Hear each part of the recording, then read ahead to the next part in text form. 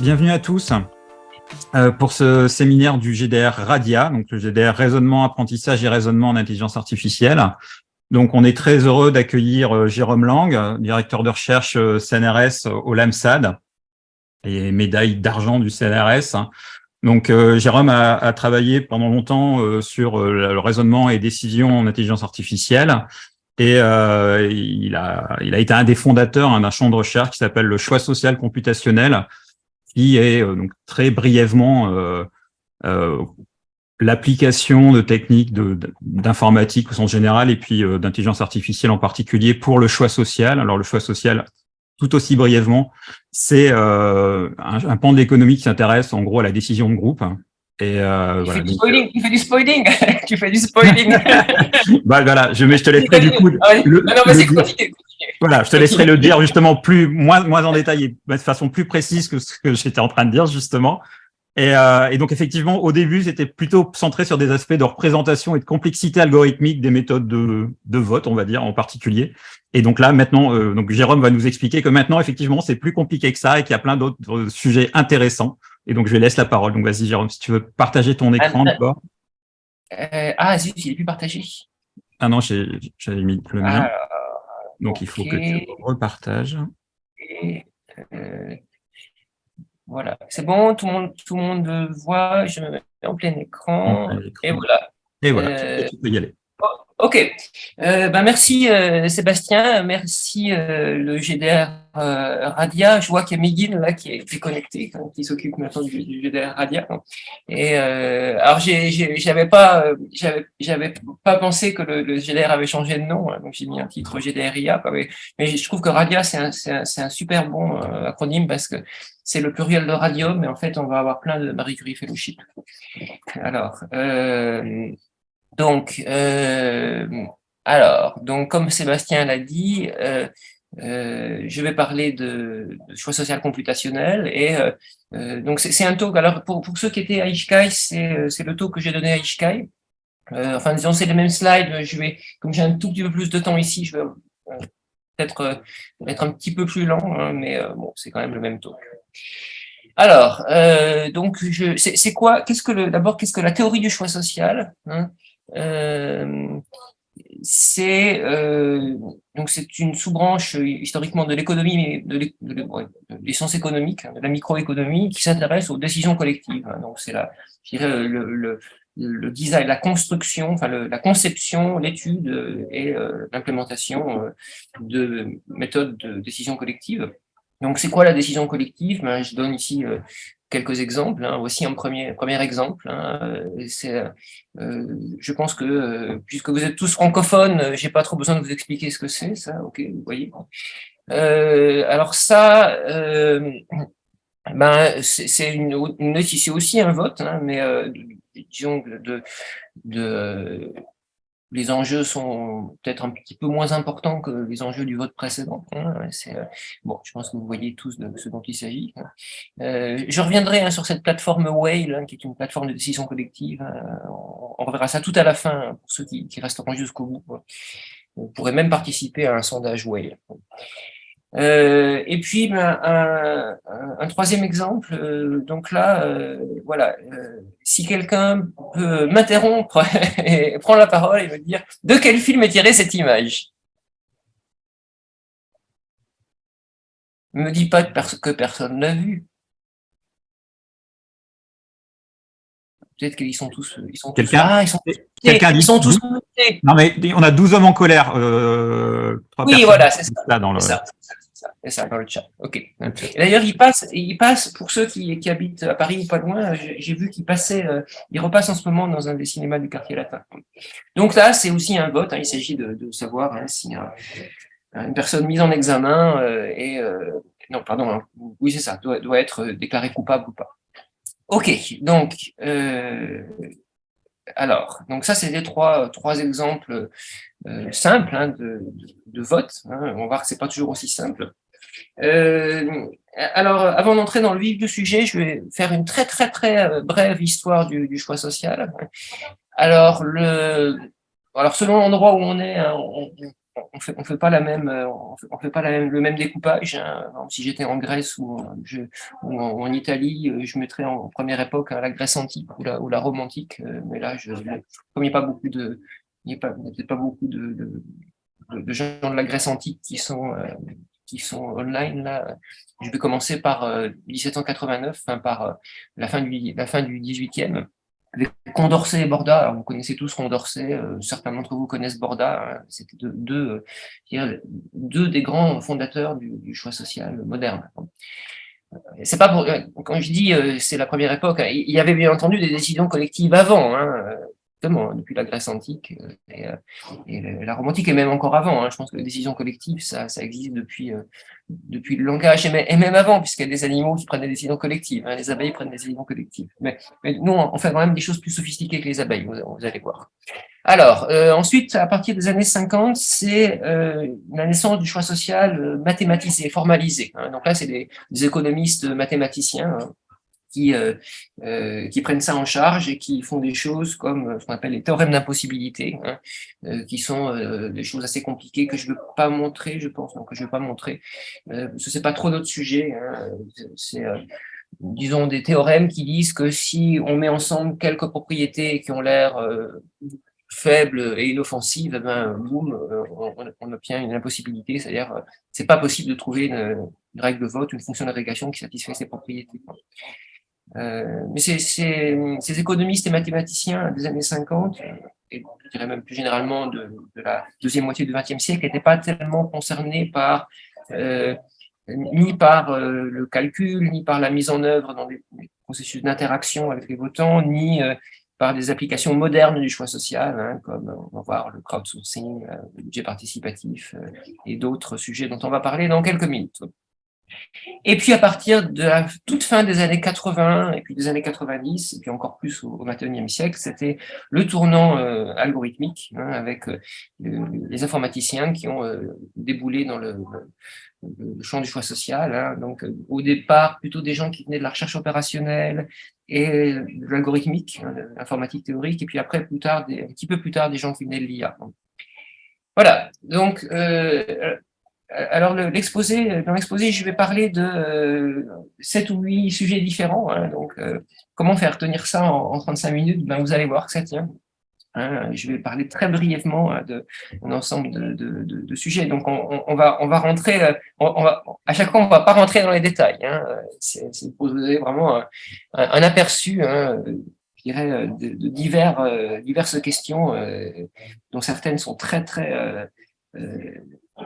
haute en ce moment. Voilà, certaines questions sur lesquelles la communauté travaille. Alors, avant de rentrer dans le vif du sujet, j'ai besoin d'un tout petit peu de terminologie. Hein. Donc, on va parler de social choice rules, hein, de règles de choix social.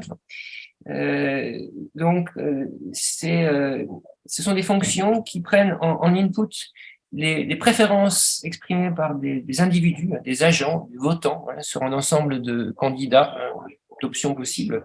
Et puis en output, on a un candidat. Alors c'est un candidat ou plus généralement une décision. Hein, c'est pas toujours un candidat, une alternative. On va voir des cas où une alternative, c'est une alternative au sens anglais. Hein, c'est par exemple une allocation. Donc un exemple très simple, hein, pour illustrer ça, c'est supposons qu'on doit choisir la température dans la pièce. Alors évidemment là on est dans une pièce virtuelle, alors vous allez dire que ça n'a pas trop de sens, mais imaginez qu'on soit en présentiel, hein, qu'on soit tous dans une même pièce et qu'on doive fixer la valeur du thermostat. Donc pour ça on peut avoir plusieurs formats possibles pour exprimer les préférences. Hein. Vous voyez, quand j'ai dit les agents expriment les préférences, hein, j'ai pas dit quel était le modèle mathématique qu'on utilisait pour ces préférences. Hein. Donc quelle était la forme la forme des votes, hein, la forme des bulletins. Hein. Donc ça peut être des bulletins uninominaux. Hein. Donc voilà, chacun donne juste une température. Ça peut être des bulletins ordinaux. Hein, donc chacun donne un classement sur les températures possibles. Ça peut être des approbations, hein, donc chacun donne une évaluation oui-non pour chacune des températures possibles, et puis ça peut être des évaluations numériques, hein, donc chacun donne une évaluation numérique, hein, de sa satisfaction, hein, de son bien-être, hein, si on choisit une température. Bon, en plus, ces températures, ce choix d'une température, il est particulièrement intéressant parce que les préférences satisfont une bonne propriété qu'on appelle symbiotiqueness, qui dit que en fait la courbe de satisfaction pour les températures, elle est je sais pas, vous me voyez pas là. Enfin, est-ce que vous me voyez? Oui, vous me voyez dans un coin de l'écran. Ben, elle va faire comme Oui, on ça, te voit. c'est-à-dire qu'elle monte jusqu'au maximum et puis après elle redescend. C'est-à-dire elle va pas faire comme ça. Ok. Donc, alors que vient faire l'IA là-dedans? L'IA, donc Sébastien l'a dit, enfin l'IA, généralement l'informatique, contribue à donner des outils computationnels, c'est-à-dire algorithmiques, d'études de complexité, d'approximation, des protocoles d'interaction, tout ça.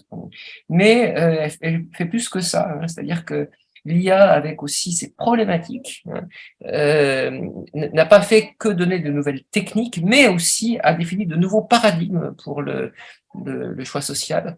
Alors, je sais qu'il faut éviter d'utiliser trop souvent ce mot paradigme, mais là, quand même, ça colle bien. Et puis, encore plus, elle a finalement créé de nouveaux objets d'étude, de nouvelles applications dont les théoriciens du choix social n'avaient pas idée avant. Donc, ce talk va donc donner un peu, je dirais, une visite guidée rapide dans quelques pièces du musée du choix social, en restant pas longtemps dans chaque pièce. Pour pas alourdir les slides, j'ai pas mis de référence sur les slides, sinon il y en aurait eu trop. Donc il y a des références à la fin et en plus j'ai un texte qui vient avec ça qui est sur la page web, et avec là encore plus de références. Alors, sujet numéro 1, la démocratie liquide. Donc c'est un truc qui est très très à la mode. Alors pourquoi c'est à la mode? Parce que c'est un paradigme justement qui est, je crois que je vais fermer la porte, je suis désolé, il y a du bruit.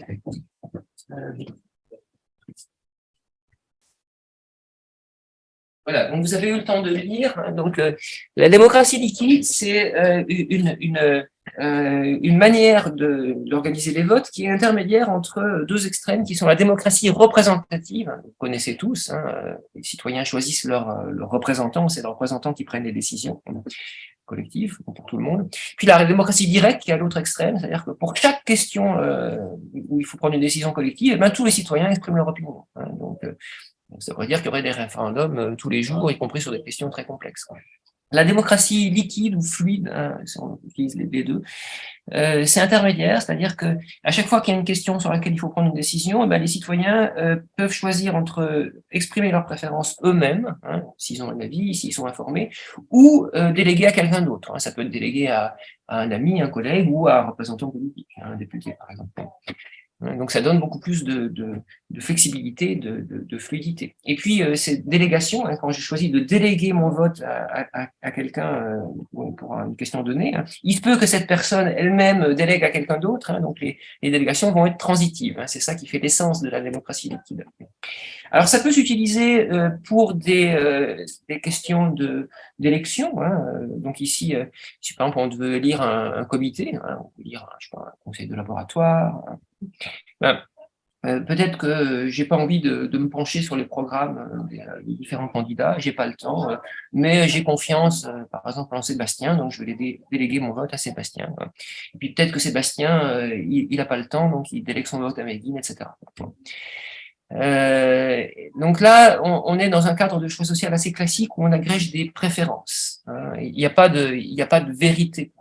Il n'y a pas de vérité à identifier. Il y a simplement un comité à élire. Parfois, il y a une vérité sous-jacente qu'il faut identifier. Donc c'est ce qu'on appelle le choix social épistémique. J'ai vu qu'il y a des gens dans la salle virtuelle qui travaillent là-dessus. J'en ai vu au moins deux. J'en ai vu au moins deux. Je vais donner leur nom, c'est Sébastien et Florian. Ils se reconnaîtront. Alors, il y a certainement d'autres. Alors, donc là, c'est quoi le but? On a des questions, il faut identifier une vérité sous-jacente. Donc, premier type de question, supposons que je vous dise que voilà, on va vous poser des questions sur la signification d'expression idiomatique anglaise. Hein. Donc, il y a une vérité sous-jacente. Hein. Si je vous donne une expression idiomatique, oui, elle a une vraie signification. Simplement, moi qui suis un anglophone imparfait, je peux me tromper sur la signification. Donc, si on me demande de voter ou de déléguer, peut-être que je vais déléguer à cette personne, hein, en qui je fais toute confiance pour les expressions idiomatiques anglaises. Hein. Je pense que je ne ferai pas confiance pour rien d'autre, mais pour ça, oui. Alors, par contre, si la question c'est d'identifier l'endroit où sont situées des images d'endroits célèbres, hein, dans quel pays ils sont situés, là, je me sens relativement en confiance et je vais décider de voter moi-même. Voilà. Donc, c'est le choix social épistémique. Hein. Ici, on agrège des croyances, hein, mais pas des préférences, hein, sur une vérité sous-jacente qu'il s'agit d'identifier. Et là, il y a des gens, hein, en particulier Manon Revel, là, au MIT, qui ont travaillé sur je dirais le bénéfice qu'apporte la démocratie liquide à l'identification de la vérité, hein, de la vérité sous-jacente. Hein. Est-ce que c'est mieux, est-ce qu'on a de meilleurs résultats si on délègue? Oui, on a de meilleurs résultats si on délègue, hein, c'est ça qu'elle constate, parce que voilà, si en général, quand on choisit à qui déléguer, on a quand même une connaissance, on a quand même une information assez pertinente sur la compétence des gens, hein, sur le sujet en question. Voilà, donc ça c'était la démocratie liquide. Alors, c'est pas fini. La démocratie liquide, elle pose des problèmes techniques intéressants, hein, problèmes scientifiques intéressants. Parce que j'ai dit que les délégations étaient transitives, parce que quand je délègue à quelqu'un, j'ai aucune garantie que cette personne ne va pas elle-même déléguer. Hein. C'est ça qui fait la différence avec de simples procurations. Hein. Donc, vous voyez ici, je peux avoir A et B qui délèguent tous les deux à C, C qui délègue à D, et puis D s'abstient. Donc, est-ce que tous ces votes ils vont être perdus? Enfin, est-ce que toutes ces voix vont être perdues? Donc, c'est pas super. Ou alors, on peut avoir des cycles, hein, E délègue à H, H délègue à F, F délègue à E, et voilà, j'ai un cycle. Donc, c'est un peu dommage aussi. Hein, est-ce qu'on va perdre ces voix? Donc, pour ne pas perdre ces voix, il y a plusieurs solutions, et la solution qui retient le plus d'attention en ce moment, c'est les délégations ordonnées. Donc, on pourrait dire qu'on demande à chacun, hein, de spécifier non pas une délégation, mais un ensemble de délégations avec un ordre. Par exemple, B va dire, moi, ma préférence, c'est pour déléguer à C, mais au cas où ça pose un problème, par exemple, si ça ne conduit nulle part, je peux aussi déléguer à G. Et puis, H va dire, mon premier choix, c'est de déléguer à F, mais si ça marche pas, si ça pose un problème, je peux aussi voter moi-même, et dans ce cas-là, je vote non. Voilà. Donc, et là, on va mieux s'en sortir, mais ça pose un problème aussi de savoir comment je décide, parce que souvent, il y a plusieurs possibilités. Hein, donc, le vote de E, est-ce qu'il vaut mieux le mettre, voilà, regardez cette flèche qui mène vers H et puis ce vote de H, ou est-ce qu'il vaut mieux aller directement sur G, etc. Donc, il y a des questions intéressantes, hein, et non résolues encore, hein, sur le fait de savoir en fait, qui va ultimement déléguer. Voilà, donc je m'arrête pour la démocratie liquide. Et maintenant, je vais parler de crowdsourcing. Donc, je parle toujours ici de choix social épistémique. Hein. Après, je ne parlerai plus que d'agrégation de préférences. Hein. Et là, je vais montrer une application du choix social donc à l'identification, hein, de la vérité dans le cadre du crowdsourcing. Donc, je répète, choix social épistémique, il y a une vérité sous-jacente qu'il faut essayer d'identifier. Les votes sont des noisy reports, comment on dit ça, des évaluations bruitées, hein, sur la vérité sous-jacente. Hein, quand je dis quelque chose, si je suis pas très compétent, il y a une certaine probabilité que je ne me trompe pas, mais quand aussi une probabilité que je me trompe. Hein. Et en général, on définit des règles de vote. Hein, on voit les règles de vote, hein, comme des maximums de vraisemblance. C'est-à-dire, je vais choisir l'hypothèse la plus vraisemblable. Hein, voilà. Donc, cette direction de recherche, en fait, elle a commencé en 1785, hein, avec ce qu'on appelle le théorème du jury de Condorcet. Mais elle est de plus en plus liée à l'apprentissage statistique, hein, que Condorcet connaissait pas. Et donc, il y a vraiment un gros, une grosse ligne voilà, un gros champ de recherche là-dessus. Alors, donc un champ de recherche, voilà. Enfin, donc je donne un exemple là. Alors, c'est un peu biaisé. Hein, c'est le travail de Tahar Alush, hein, qui était quelqu'un qui a fait sa thèse avec Florian Ligier et moi-même. Qui a regardé l'intérêt d'utiliser du vote par approbation. Le vote par approbation, vous vous souvenez peut-être, hein, c'est ça. Hein, c'est quand on demande à chacun, hein, à chaque votant, de dire si il ou elle approuve chacun des candidats ou pas, chacune des alternatives ou pas. Hein, oui, non pour chacune des alternatives. Donc, voilà. Donc là, un exemple, par exemple, on a une image prise à Paris, et puis voilà, je vais vous demander, je demande à tous les votants de dire quels sont les arrondissements où vous pensez que c'est possible que cette image ait été prise. Et vous pouvez mettre dans le chat si vous avez des idées, un nombre entre 1 et 20. Alors, donc, on va leur dire aussi à ces votants, hein, évidemment, il faut essayer d'avoir des votes le plus informatifs possible. Donc, on ne veut pas, par exemple, de votants qui disent, pour être sûr de ne pas me tromper, je vais cocher des mains. Ça ne nous intéresse pas d'avoir ça. Donc, une façon de faire ça, c'est de dire, vous allez avoir une récompense, peut-être monétaire, ou peut-être simplement fame. Vous allez avoir une récompense si vous cochez la bonne réponse, moins une pénalité qui augmente avec la taille de votre sélection. Hein. Donc, vous aurez une plus grande récompense si vous avez coché la bonne réponse en sélectionnant seulement cette réponse-là que si vous avez coché la bonne réponse en sélectionnant en 19.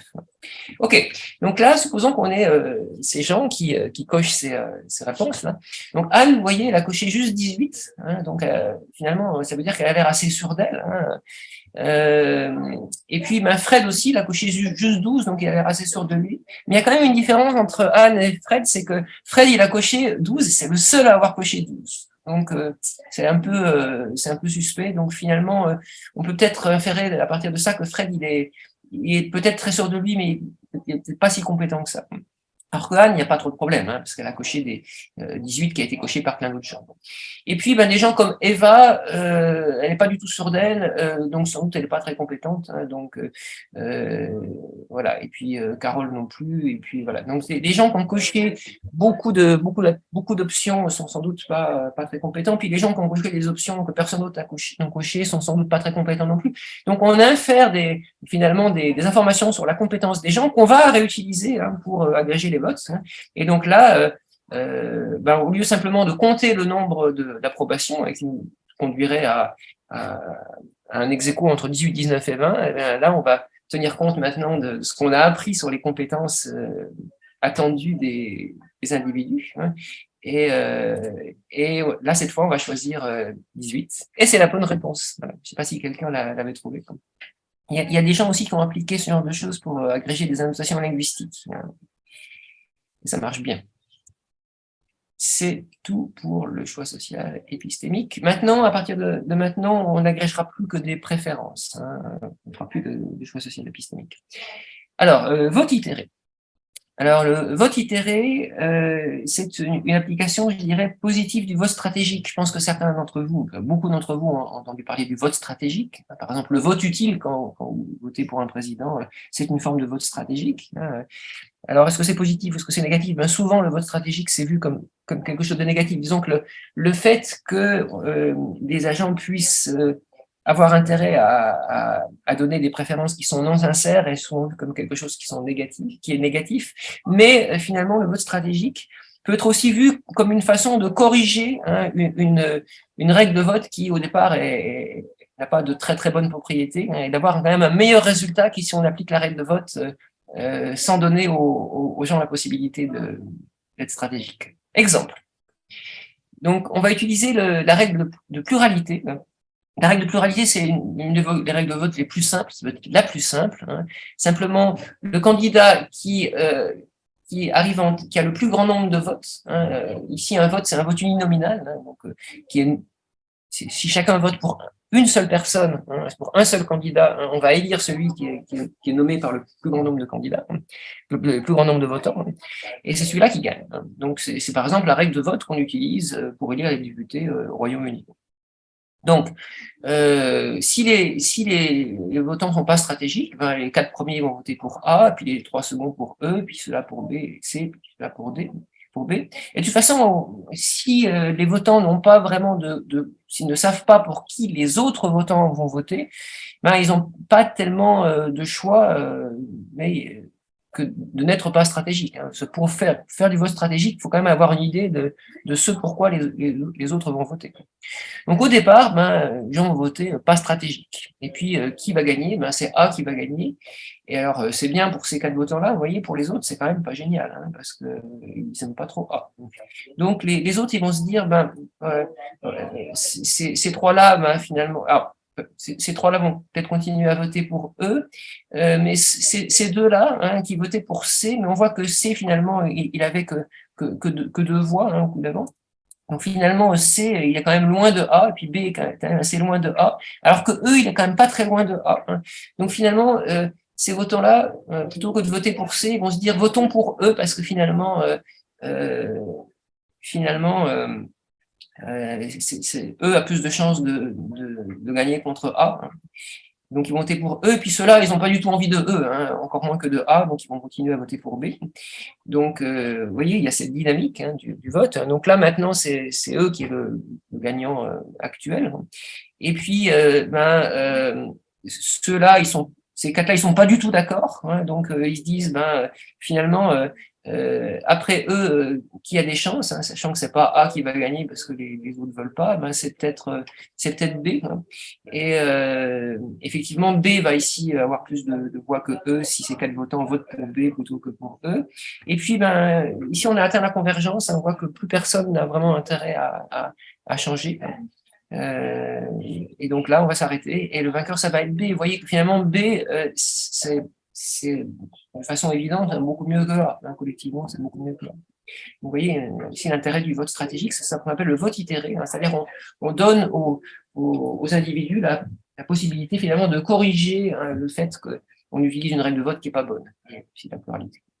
Alors, vous voyez ici, hein, ce que je disais, hein, si on n'autorise pas l'itération et le vote stratégique, le vainqueur c'est A, c'est quand même pas génial. Ici on a B, ça a l'air quand même. Et donc il y a des gens qui étudient, hein, selon la règle de vote qu'on utilise, hein, c'est pas forcément de la pluralité, hein, utiliser des règles de vote plus sophistiquées, hein, et du modèle de comportement sur les votants. Hein. Est-ce qu'on va toujours atteindre un équilibre? Est-ce que l'équilibre va être toujours meilleur que la situation initiale? Enfin, voilà, donc il y a pas mal de gens qui travaillent là-dessus. Sujet suivant, complètement différent, la distorsion. Donc c'est un sujet là, assez matheux et qui est extrêmement, je dirais, extrêmement à la mode en ce moment, hein, depuis 5-6 ans. Alors, je parle de la distorsion seulement dans un cadre métrique parce que c'est plus intéressant. Alors, c'est quoi le cadre métrique? C'est un cadre où les candidats et les votants sont dans un espace métrique, hein, par exemple un espace euclidien, ici dans l'exemple d'un espace euclidien de dimension 1, et le coût, hein, la divisibilité d'une option X pour un votant I, c'est simplement la distance entre les deux. Hein. Donc si par exemple, voilà, si je considère cette option, ce candidat A, et que moi votant, je suis en 1,5, hein, si on choisit A, ça me donne un coût de 1,5. Mais si j'étais situé en A, ça me donnerait un coût de 0. Voilà, le problème, c'est que les règles de vote, en général, elles n'ont pas accès à ces distances, hein, à ces distances cardinales. Elles ont seulement accès à l'ordre de préférence sur les candidats. Alors pour des raisons qui sont liées, par exemple, à l'anonymat, au fait qu'on ne veut pas que les votants révèlent trop de choses. Hein. On préfère que les votants révèlent seulement des informations ordinales. Et donc la question, c'est comment évaluer la qualité d'une règle de vote en fonction de sa capacité à élire un candidat qui a un bon score cardinal. Hein. Donc techniquement, on va définir la distorsion d'une règle de vote comme le ratio, dans le pire des cas, entre le coût du vainqueur de la règle de vote et le coût du candidat optimal, hein, qu'on aurait calculé si on avait eu accès au vrai coût.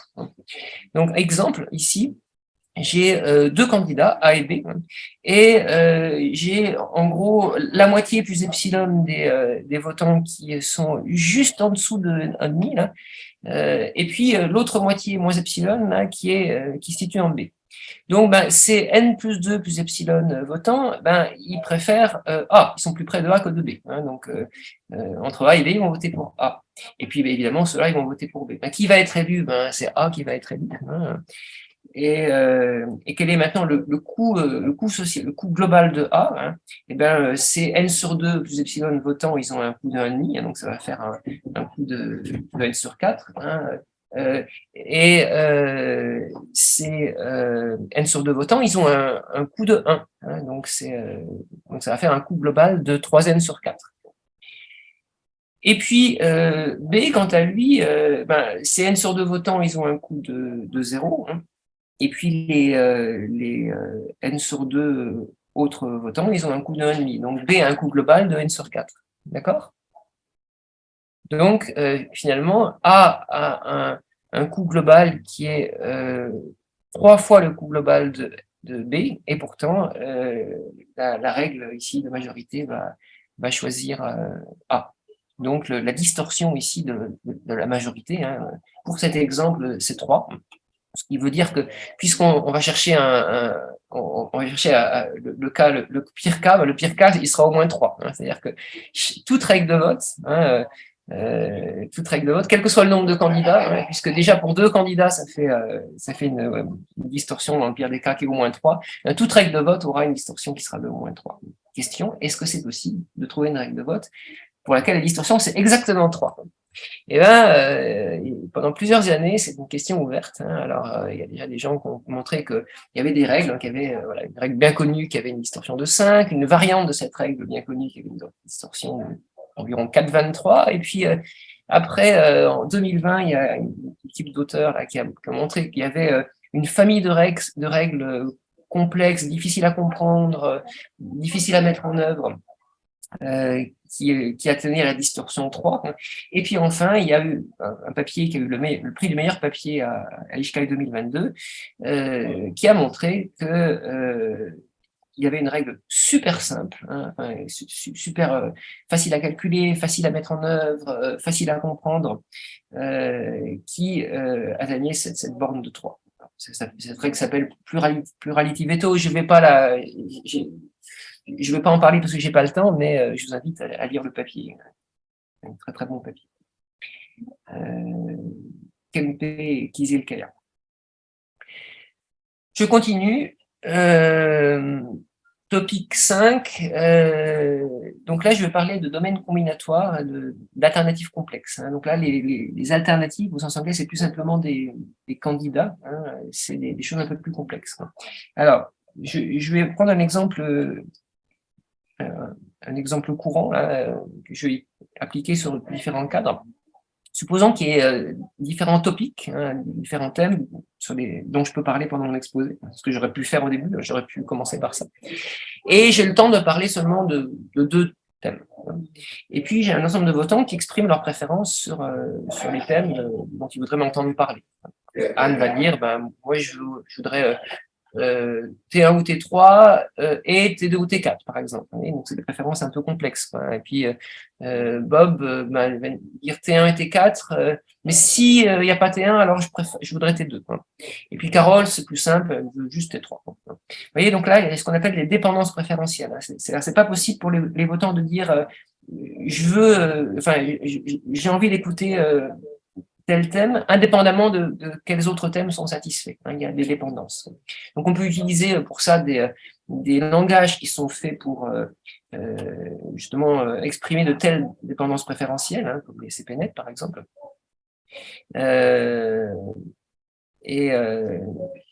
Voilà. Donc, ça, c'est un champ de recherche hein, qui a été très actif, qui est un petit peu moins actif en ce moment, mais enfin, qui reste actif. Ok, une autre façon un autre sous-champ de recherche avec les alternatives complexes, c'est les multi-winner elections. Donc là, on s'intéresse plus aux dépendances préférentielles, hein. On s'intéresse à des problèmes de représentation proportionnelle, hein, d'équité entre agents et groupes d'agents. Alors, donc je change un peu mon exemple. Là, les préférences sont plus simples, hein. Chacun des votants va simplement cocher oui/non pour chacun des thèmes. Donc j'ai 8 votants, hein, qui me disent moi c'est T1, T2, T3 qui m'intéresse, 3 votants qui me disent T4, et puis un votant qui me dit T5.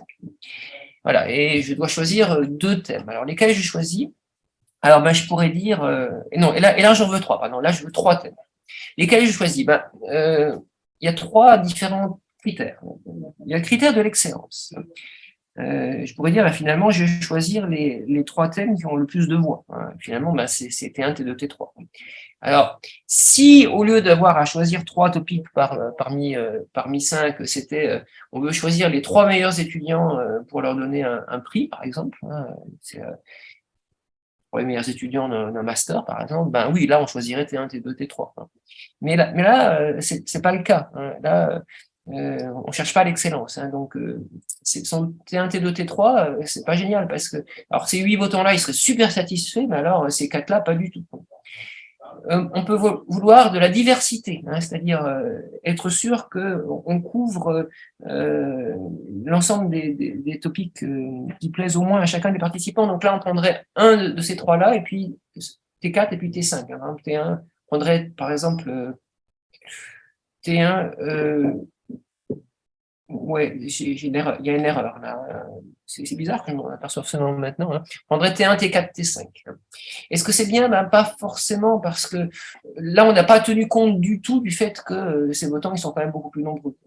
Donc, quelque chose qui serait peut-être plus intermédiaire, hein, c'est quand même de tenir compte du fait qu'ils sont quand même plus nombreux que les autres, ces 8 votants, mais essayer quand même de faire attention aux autres, hein.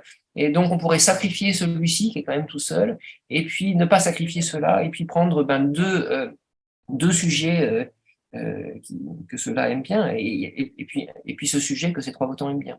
Parce que ceux-là, quand même, vous voyez, ces 8 votants, ils sont quand même les 2 tiers de l'électorat, hein. C'est les 2 tiers des 12 votants.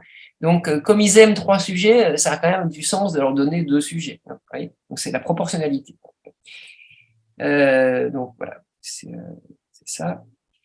Donc, il y a des gens qui travaillent sur les règles à vainqueurs multiples, hein, ils s'intéressent beaucoup à la proportionnalité. Ça peut être compliqué, la proportionnalité, hein. Qu'est-ce qui dit qu'une sélection est proportionnelle? Là, ça a l'air très simple, hein, mon exemple, mais en fait, c'est quelque chose de très compliqué. Voilà, alors une extension des élections à vainqueurs multiples, c'est le budget participatif. Donc, c'est une extension parce que on doit choisir aussi une sélection, hein, de candidats, mais cette fois, les candidats, c'est des projets et ils ont des coûts, hein, c'est ça la différence. Donc, si c'est des topics, les topics, ils ont des thèmes, ils ont différentes durées. Et puis, voilà, on a un budget maximal de 30 minutes, et puis il y a des préférences, et puis il faut choisir une sélection, hein. Donc, ce que fait par exemple la mairie de Paris, hein, qui organise un budget participatif, c'est de classer les projets, hein, par ordre de. Alors, c'était avant le nombre de votes, alors maintenant c'est un truc un petit peu plus compliqué, mais enfin bon, l'essentiel, c'est qu'ils utilisent une méthode Gluton, hein, qui va prendre les projets après par ordre décroissant de score. Hein. Et en fait, si malheureusement, s'il manque de chance, ces projets sont aussi les plus coûteux. Et c'est souvent le cas, parce que les projets coûteux, c'est souvent des projets un peu shiny, et beaucoup de gens qui votent pour cela. Hein. Et ben, on va se retrouver à financer peu de projets coûteux, hein, et finalement à satisfaire relativement peu de monde, alors qu'on aurait pu faire beaucoup mieux, hein, avec une méthode plus globale. Voilà. Et puis, dernier sous-domaine, hein, qui s'intéresse à ces alternatives complexes, c'est l'agrégation du jugement. Hein. J'ai vu aussi qu'il y avait des gens dans la salle qui s'intéressent à l'agrégation, qui ont travaillé sur l'agrégation du jugement. Je peux vous dénoncer si vous me le demandez.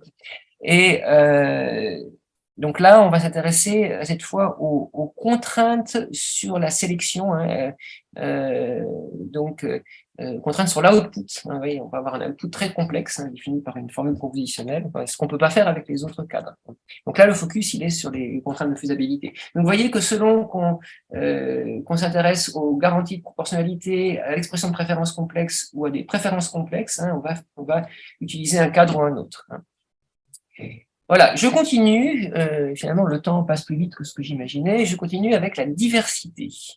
Donc là, on s'intéresse toujours à sélectionner des comités, hein, mais là, le problème est complètement différent. On a pour chacun des membres possibles du comité, hein, on a des attributs et on veut une représentation proportionnelle selon les attributs. Bon. Exemple, je veux un comité de recrutement. Hein. Par exemple, pour ceux qui connaissent, hein, ceux qui ont déjà été dans des comités de sélection ou qui ont organisé des comités de sélection, vous savez qu'il y a des contraintes draconiennes, hein, de représentation, hein, donc, voilà, sur la représentation par genre, par seniorité, hein, à collège B par exemple, et puis peut-être quand c'est des postes avec plusieurs thématiques possibles, mais il faut une représentation par thématique, hein, qui correspond par exemple aux différentes thématiques du laboratoire et qui sont proportionnelles à l'importance numérique des différents groupes, par exemple. Voilà. Donc, vous voyez comment ça se passe. Hein. Chacun des candidats possibles ici, chacun des membres du comité possible est défini par un vecteur d'attributs. Hein. Voilà, donc le C1 est une femme, junior, elle travaille dans le groupe 1, etc. Enfin, dans le travail dans la thématique 1, etc. Donc, est-ce qu'on peut arriver à avoir un comité, hein, de 4 personnes qui satisfait exactement ces contraintes ben, peut-être pas. Vous sentez déjà que c'est compliqué à calculer. Hein. Donc, je fais le travail pour vous. Là, on peut pas. On peut arriver à satisfaire ces 2 premiers critères parfaitement, et puis celui-là presque. Hein. C'est-à-dire que le comité ici en rouge, il fait 50-50 au lieu de 25-75. On peut pas faire mieux. Voilà. Alors, on peut aussi, plutôt que d'avoir des représentations idéales et d'essayer d'avoir un comité qui s'approche au mieux de cette représentation idéale, on peut avoir des contraintes à la place. Hein. Donc c'est peut-être un peu plus simple, et aussi ça nous permet de pouvoir mélanger ça avec des votes. Hein. C'est-à-dire on a parmi tous les comités qui satisfont ces contraintes, hein, quel est celui qui va avoir le plus de votes, par exemple, qui va être le plus proportionnel au sens des votes. Hein. Voilà. Donc c'est des gens qui travaillent là-dessus aussi. 6. Ah ben non, je suis toujours sur la diversité. Alors, il y a aussi une variante online, hein, sur laquelle j'ai travaillé aussi avec une doctorante, Virginie Hidot, hein, et Jamal Latif et Piotr Skowron, Nicolas Usinier. Je ne sais pas s'il y a des gens qui sont dans la salle, alors je les cite. Ouais. Et Mathieu Hervoin. Donc, voilà. Donc, il y a plusieurs façons de faire. Une façon de faire ici, c'est d'avoir des candidats qui arrivent les uns après les autres. Hein. Par exemple, vous voulez composer un comité citoyen, vous vous souvenez, la Convention citoyenne pour le climat. Et puis, les gens que vous contactez, vous voyez leurs attributs tout de suite, mais il faut leur dire oui ou non tout de suite, parce que si vous leur dites non, ils seront plus dispo après. Non. Donc, à chaque fois qu'il y a quelqu'un qui arrive, hein, il faut lui dire oui ou non. Ça ressemble au problème des secrétaires, hein, pour ceux qui connaissent. Donc voilà, donc on a ici un homme junior dans la thématique 3 qui arrive. Bon, en première personne, en général, on va la prendre. Hein. Puis après, on a une femme junior dans la thématique 3. Ben non, on va pas la prendre parce que ça fait trop de junior et trop de thématique 3. On a un homme qui arrive après senior dans la thématique 1. Ben oui, on va le prendre. Mais là, il faut faire attention. On a déjà pris beaucoup d'hommes, donc il va falloir maintenant prendre des femmes, etc. Vous voyez ? Donc, ça peut se formaliser comme un processus décisionnel markovien si la distribution sur les arrivées, enfin, sur les vecteurs, hein, les vecteurs d'attributs des arrivées est connu, sinon on fait de l'apprentissage par renforcement. Je continue, il y a 8 topics, hein, donc je suis presque à la fin. Partage équitable de ressources indivisibles. Alors, cette fois, on n'est plus du tout dans le vote, hein, on est dans le partage de ressources. Vous voyez, il y a des ressources, là, A, B, C, D, E, il y a des agents, hein, Anne, Bob, Carole, et là, on a des préférences cardinales, hein, c'est-à-dire que Anne a une satisfaction de 2 si on lui donne l'objet C, hein, ou 2 si on lui donne l'objet D, etc. Et donc là, on va supposer, hein, pour faire simple, que les agents ont des évaluations additives. Hein. Donc, si par exemple, je donne à Bob B et E, il va avoir 5 plus 7 ou 12. Hein, pas de dépendance préférentielle. Alors, un critère qui est super connu, là, c'est l'envy freeness, hein, l'absence d'envie. C'est le critère qui dit que chaque agent value sa part au moins autant que la part de n'importe qui d'autre. Hein. Donc, par exemple, ici, est-ce qu'on a l'absence d'envie? Ben non, parce que Anne, à qui on donne C et D, elle aurait préféré avoir B et E, hein, qu'on a donné à Bob. Ou elle aurait préféré aussi avoir A qu'on a donné à Anne. Donc, elle envie à la fois Anne, pardon, qu'on a donné à Carole. Elle envie à la fois Bob et Carole.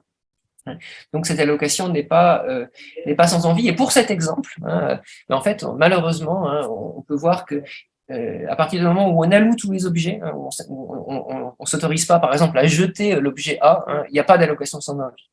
Alors, pour ça, les chercheurs, ils ont cherché des relaxations de l'absence d'envie, hein, qui permettent de garantir l'existence d'une solution, au moins pour des évaluations additives. Hein.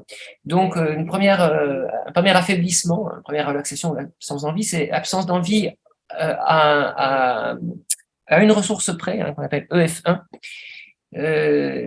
On va dire que ce critère est satisfait si à chaque fois qu'il y a une envie, l'envie disparaît. Si on peut trouver une ressource, hein, associée, enfin qu'on a donnée à l'agent qui est envié, qui fait que si on enlève cette ressource, l'agent n'est plus envié.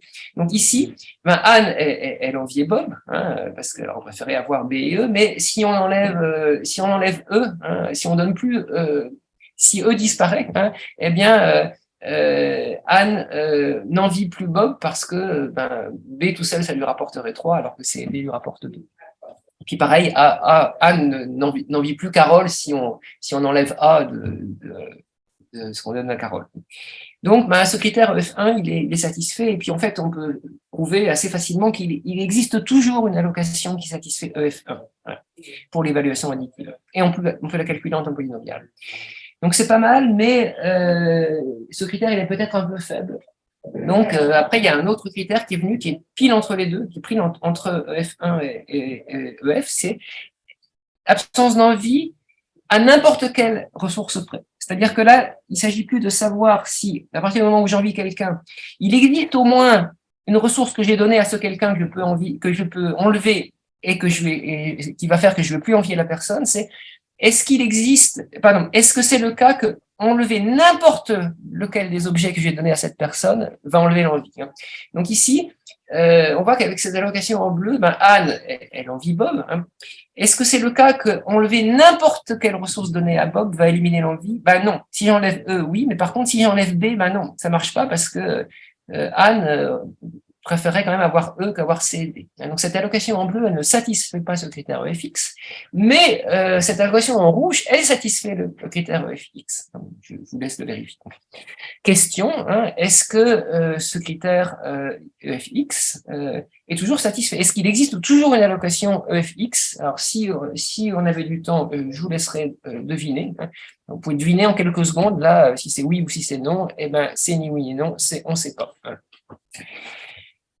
Voilà, donc vous voyez ici, absence d'envie, c'est un critère fort, mais il n'est pas garanti pour l'évaluation additive. EF1, c'est un critère faible, il est garanti, son existence est garantie. EFX, c'est un critère intermédiaire, mais l'existence d'une allocation qui le satisfait, c'est un problème ouvert. Et puis après, les chercheurs, ils ont défini des tas d'autres relaxations. Hein. Voilà, on a ce genre de diagramme. Hein. Ça, c'est des critères dont on sait que parfois ils ne sont pas satisfaits. Les critères en vert, c'est ceux dont on est sûr qu'ils sont satisfaits. C'est-à-dire qu'il y a toujours une allocation qui est satisfaite. Et puis en bleu, c'est les questions ouvertes. Voilà. 8. En fait, j'ai dit qu'il y en avait 8, mais il y en a 9. Automated Theorem Proving, donc utilisation de solver SAT pour prouver des théorèmes en choix social. Le choix social, c'est beaucoup de maths discrètes. Hein, c'est prouver des choses assez combinatoires. Donc, en fait, les solver SAT, ils sont quand même bien adaptés à ça. Et il y a des équipes de recherche qui sont spécialisées là-dedans. Hein, dans justement la traduction de problèmes ouverts, problèmes difficiles en choix social, un problème qu'on aurait du mal à résoudre à la main, traduction en problème SAT. et puis ils vont nous donner soit une impossibilité, hein, c'est pas possible de satisfaire, ou alors qu'ils vont nous donner une solution. Donc, un exemple, c'est dans le cadre du matching, hein, donc on a deux agents, deux groupes d'agents, hein, donc de même taille, où chaque agent va classer les agents de l'autre groupe, hein, et puis donc on a des solutions, on a l'algorithme très célèbre de Gaël Chaplet, hein, qui est implémenté dans Parcoursup plus ou moins, qui marche bien, mais il avantage l'un des deux groupes par rapport à l'autre. Donc est-ce qu'on peut garantir un traitement équitable des deux groupes? Alors, je ne rentre pas dans les détails de ce que ça veut dire que équitable, hein. Un traitement équitable et en même temps qui satisfait la stabilité. Eh bien, c'est un problème difficile à prouver à la main, hein. En fait, la réponse est non, mais en fait, ça a été prouvé voilà, par un solver set. Et à la main, je ne dis pas que ça aurait été impossible, mais ça aurait été extrêmement pénible. 9. Alors quelque chose que là c'est vraiment le dernier sujet, enfin l'avant-dernier sujet. À chaque fois que j'ai dit que c'est le dernier, en fait c'est l'avant-dernier. Datasets. Alors ça c'est un truc vraiment que les informaticiens ont contribué à faire, hein, c'est construire et maintenir des grosses bases de préférences, hein, qui sont en open source, hein, donc qui peuvent être réutilisées après, hein, par d'autres chercheurs. Et donc on peut exploiter, hein, ces bases de préférence, hein, pour faire de la recherche, hein, pour voir si certaines propriétés sont satisfaites, pour voir si des modèles, hein, qu'on a fait sont plus ou moins valides, hein, et pour découvrir de la structure dans les préférences, hein. Donc il y a en ce moment il y a une ligne de recherche, hein, sur une carte des élections du monde réel, hein, il y a ces auteurs là qui travaillent là-dessus, et d'autres auteurs, hein. C'est un sujet qui est passionnant, hein, je vous invite à regarder. Voilà, donc un sujet bonus, vous voyez, il n'a pas de numéro, hein, c'est ingénierie, social engineering. Donc là, on est un peu moins dans la recherche. Et j'ai vu qu'il y avait des gens, c'est pareil, il y a des gens avec qui je travaille là-dessus, hein, des gens de mon laboratoire, hein. J'ai vu qu'il y avait au moins une personne je peux dénoncer, hein, si vous me demandez, qui est online.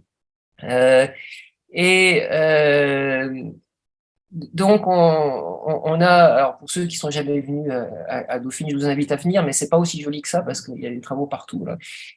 Enfin joli, je sais pas si vous trouvez ça joli. En tout cas, c'est en travaux partout, parce que il y a des travaux qui ont commencé, hein, qui vont durer jusqu'en 2027. Hein.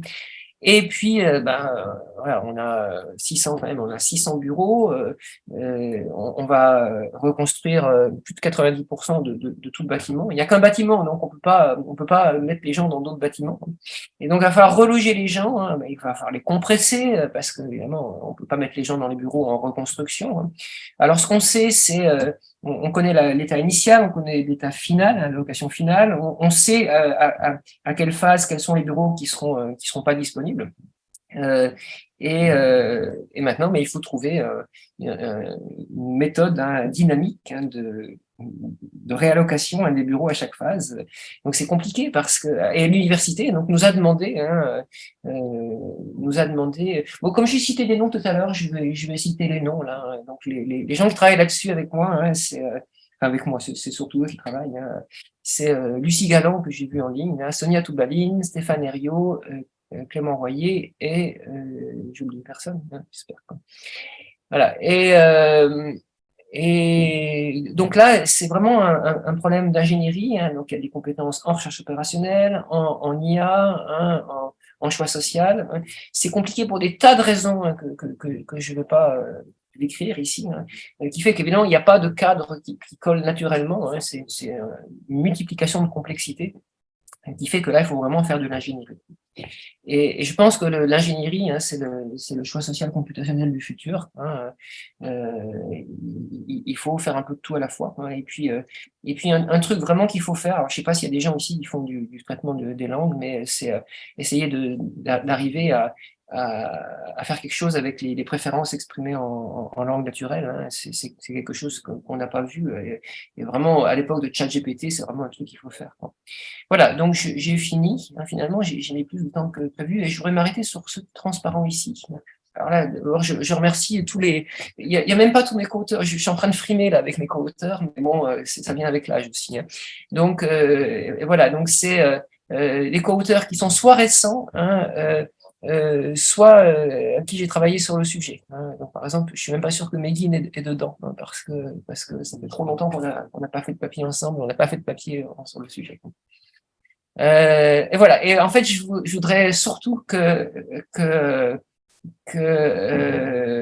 vous alliez voir ça. Hein, c'est Whale, hein, qui est une super plateforme de vote. Hein, c'est 100 fois mieux que Doodle ou Framadé, tout ça. C'est développé par des gens de Grenoble. Hein, c'est mon Sylvain Bouvray. Quoi. Voilà, c'est super. Vous pouvez utiliser n'importe quelle règle de vote pour faire du vote à vainqueur multiple.